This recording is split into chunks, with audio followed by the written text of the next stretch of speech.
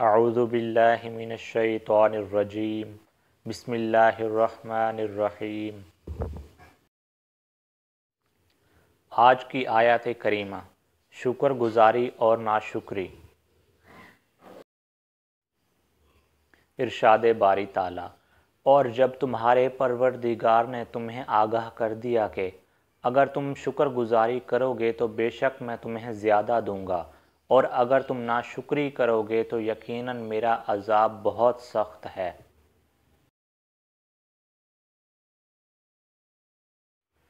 آج کی حدیث مبارکہ، جنت اور جہنم۔